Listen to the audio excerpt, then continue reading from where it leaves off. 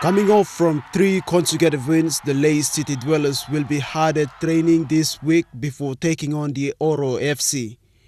The Lae side has seen significant improvements in recent weeks and they will be hard to maintain that strong confidence away from home.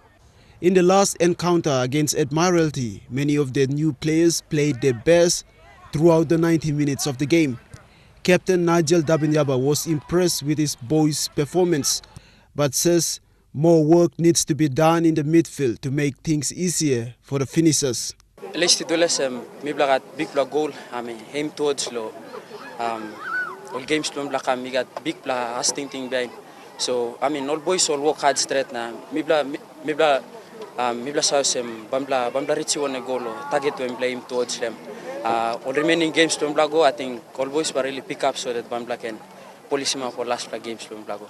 Despite being newcomers in the Telecom National Soccer League, they have made it to the second spot after starting the season at the bottom of the ladder. The Dwellers will bank on experiences from Raymond Gunemba, Nigel Dabinyaba, Valentine Nelson and Jepet Tiampo to guide them through the game. Their main aim is to keep the ball away from Oro's Gary Moka and Kou Liam. I think Bambla Lulu from experience man straight to style front and Gary Moka. I'm good man, I'm got height, I'm got build as a striker, I'm got this plus so I think Bambla walk more slalo. Men mark na sla so that. After all, if we play men mark, walking more or se mogata all players or play him role right, then Bambla can okay difference na melo game. The Dwellers are now in training before they leave for Port Moresby this Friday. Sylvester Gawi, National MTV Sports, Lae.